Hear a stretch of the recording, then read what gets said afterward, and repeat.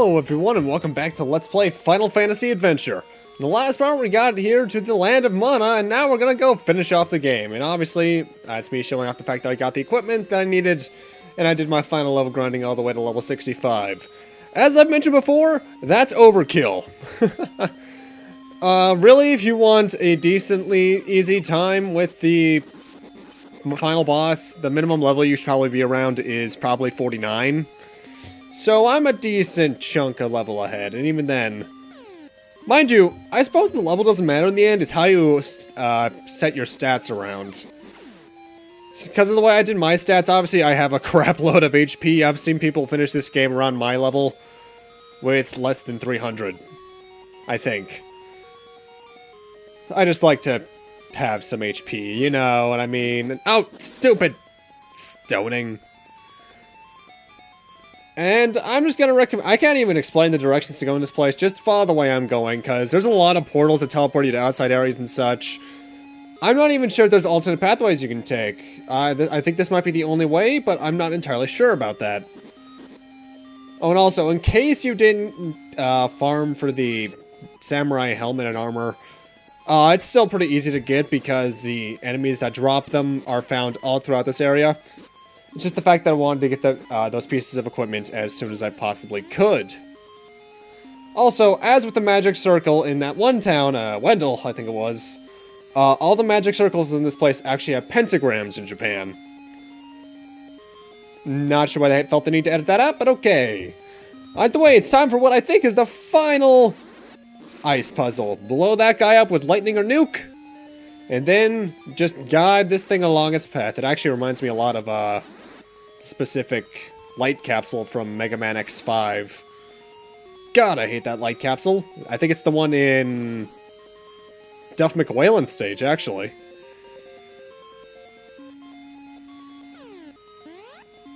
And here we are outside again. Get heal out once again because it's time for another boss. This is another dragon. Except this one's supposedly the red dragon, which I guess is stronger. I think you can only hit this one in the head, though. It's not that much harder of a boss as you can plainly see, though he does a decent amount of damage with his projectiles, I think. By the looks, I'm only taking 1 damage per touch by him, but I think his fireballs do a decent chunk more. Think is a keyword, as usual. I don't think I've said that in a couple videos, actually. I think that's kind of impressive, honestly.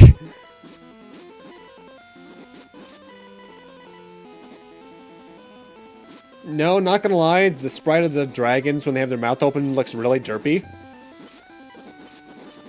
Yeah, I just don't really have much to say about this guy. We already fought a pretty much carbon copy of him earlier, so there's not really much to say about the second one. And now we can continue on. By the way, I should mention, don't worry, you're almost out of this damn boss gauntlet, because we went through Garuda, the first dragon, the red dragon. We have one more to go in this boss gauntlet before we're out of it. And I'm not sure why they keep throwing these guys at us. I don't even think they can drop something of use at this point. Though I do wonder, what happens if you run out of keys in this place? Because there is at least 2 key doors, I know that much. Can you backtrack back to the Castle Glaive and get keys there? That's the only shop I can think of in this area, unless there's one in a direction I just didn't go in.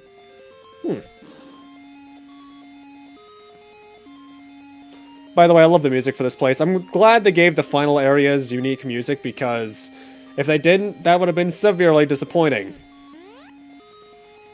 Would have been kind of like Final Fantasy 1 to some extent, actually.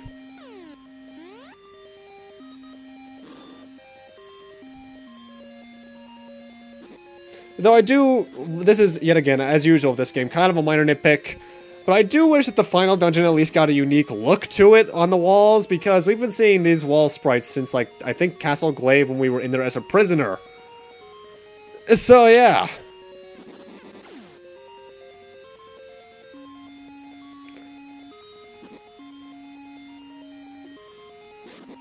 You know what I just realized? The Duck Wizards are pretty much just male versions of, oh shit, what was her name? Magica Dispel from, DuckTales. Also, it looks like I completely forgot about this one. I was wrong, this is the last ice puzzle, and it's thankfully a very easy one. Freeze that guy, put it on that block there. There might be actually multiple switches that work, I'm not sure.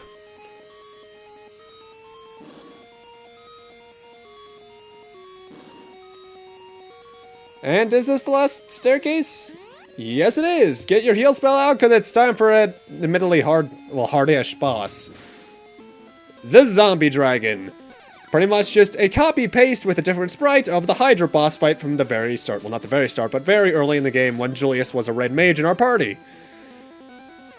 I had to actually be, even with my defense, I recommend being very careful here because I think this guy does 100 damage via contact. Yeah, that's a decent amount either way. His fireballs do a decent chunk if you don't block them, but if you want to avoid them, you can just hide up there in the top left corner of the screen, actually, so there's that. The best strategy I would recommend is just using the charged willpower attack there. Because if you position it just right, you can actually get 2 hits in on him like that. Though if you eventually get tired of boarding that strategy because you're an aggressive type in gaming like I can be at times, just go right up to its face and slice the bones? I don't know. What would you consider doing that? Because it's not really decapitation, because more often than not, zombie dragons of this kind of design just have their bones held together by some mystical force. Food for thought. Though I don't like how kind of lazily the sprite ends on the floor. I kind of wish they gave it at least like some sort of tail thing, because it's fairly obvious. This is just like the animation stuff from the Hydra reused with a slightly different sprite. In fact, I wouldn't be surprised if in the Hydra boss fight, the Hydra skin was actually just another layer on top of that sprite. And here we are. Now, in this thing, these elephants can drop a chest like this first one does. This is the trick I was talking about earlier. If you have your item inventory full, but not your equipment inventory, you can pretty much guarantee yourself the equipment you want. Like this gives us the Aegis Shield, the best shield in the game. It blocks nuke projectiles, which only one boss in the game has, and it's the first phase of the final boss. And I was actually not counting on getting that thing that early. In fact, I was counting on grinding one more level to level 66. Because I thought it would take me a while to get that chest, but nope. First try. Damn it, Lego Movie. Anyway, if you have anything you want to backtrack to in the previous areas, that screen was your last chance. You have been a great knight of Gemma, I see. I shall give you the Excalibur. Now defeat Julius. I forget if that was her voice. Either way, we get the Excalibur. Oh, I'm sorry, it actually is the Excalibur in this game. Let's check out that attack increase. Oh my lord, that's like, what, 29 attack up? That's pretty decent. I'm not sure if it has any special properties, like it can kill certain enemies that other weapons can't. I'm assuming it'd be Holy Elemental, so maybe it could kill the undead type enemies we fought a couple dungeons back, but I'm not entirely sure. I'm actually, is there a game short code that allows you to hack that into your inventory? I never checked. Anyway, if you have any last grinding to do with those enemies, this is your last chance, because up the stairs here is the final boss. Ellie! You're late, Alan. I already got the greatest power of mana.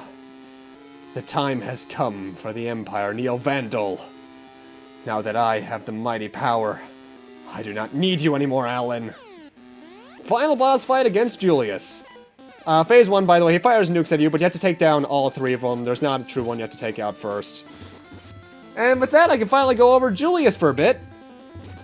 He actually shares similarities to Elgo from Final Fantasy Dimensions, for those who have played that.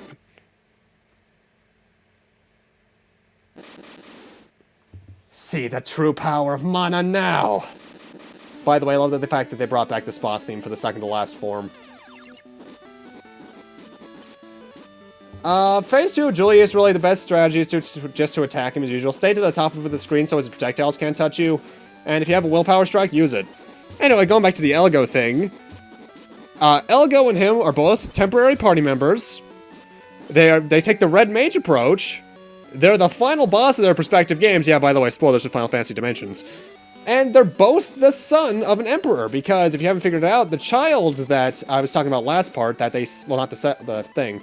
Remember how I said that Vandal sealed something within the waterfall caves? Yeah, that was Julius. He's the son of the emperor. Ugh.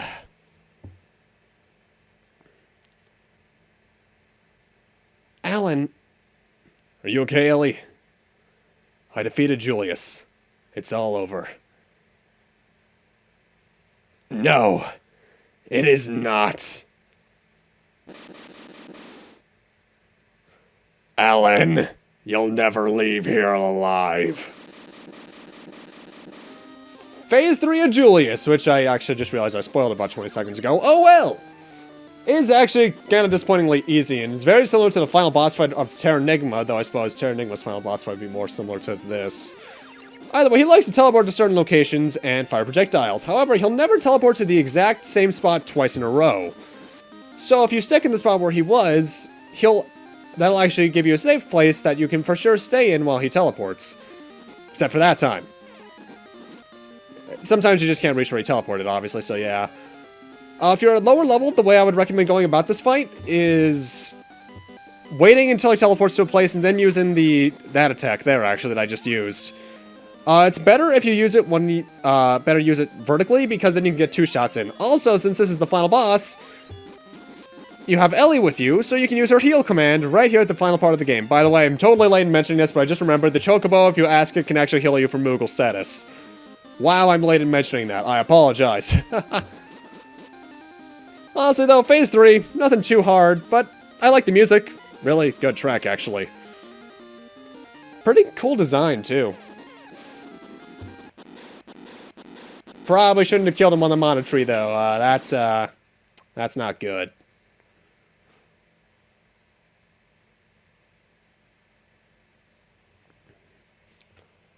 The Mana Tree disappeared.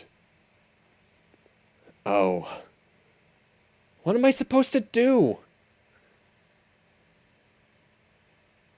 Ellie, my dear. That's the voice. Mom?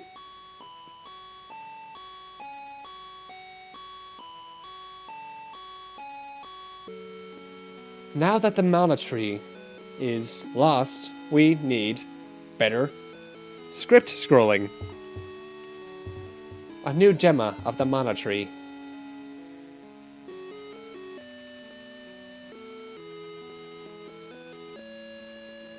New tree? Remember what I said? I told you.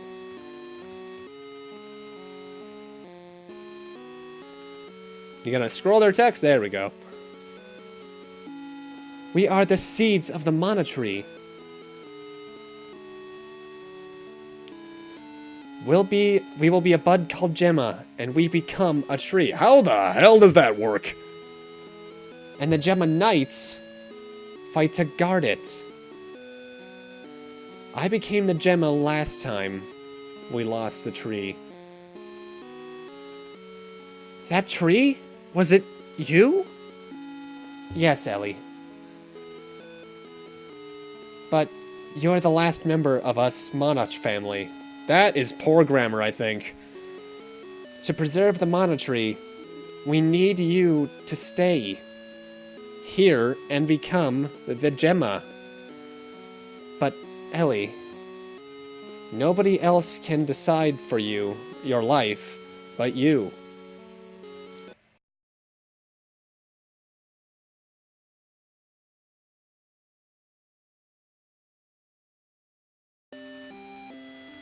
I will, Mom. I'll be the new Tree of Mana. But if I'm the last one left, when I fall... Yes, that'll be the end of the piece. Bye, Alan. Please go. I must stay here.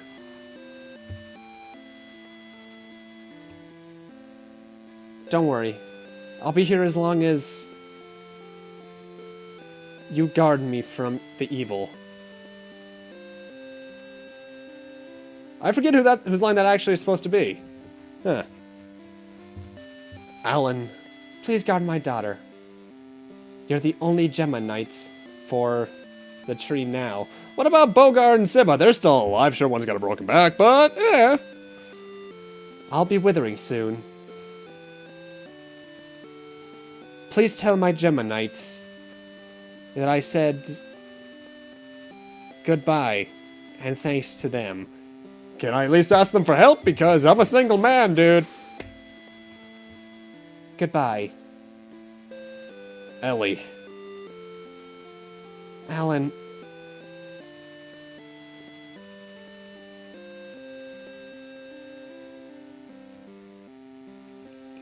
Goodbye. Ellie. Goodbye.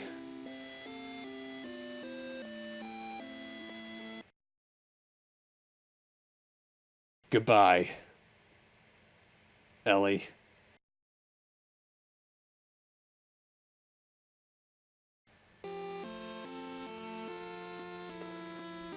Gemma, the guardian of the peaceful land. The new Gemma must not be lost ever after. We all must keep it forever. And you, Alan, are the only Gemma knight now. What about Bogart and Seba? They can still help! And, ladies and gentlemen, that is the end of Final Fantasy Adventure. I hope you enjoyed it. I certainly did. Final Fantasy Adventure is an odd case, because, first off, I love the soundtrack and I love the gameplay, but the story, while decent for a Game Boy game, especially in, like, what, 1991 or 2? It definitely hasn't aged well. In fact, I'll give points to the remake on the GBA for at least getting that right. But honestly, well, you've heard me gush about this game, obviously. In fact, I could say for a fact, this is probably one of the best action-adventure games you can play on the Game Boy. It's always made me smile when I play it, so it'll probably have the same effect on a lot of you. But honestly, I have to take away points from the remake on the Game Boy Advance for making it more like the later of Mana games, at least Secret of Mana and Seiken Densetsu 3. Because honestly, I think the Final Fantasy elements in this make it a better game than the remake, at least. Speaking of which, if you want to play this, it's on the Game Boy. There's the GBA remake, which I don't recommend. There's a mobile phone remake, which is actually just a graphical rehaul of this version. And it might be on the Virtual Console. I'm not sure. I'm gonna need to double check that. Though, honestly, the thing I really like about this game is the variation you can have in gameplay styles. Obviously, you have all the weapons you have to use and such, but I mean in terms of, like, the stats. You can go all sorts of ways. You can go full power, full stamina, full anything, really.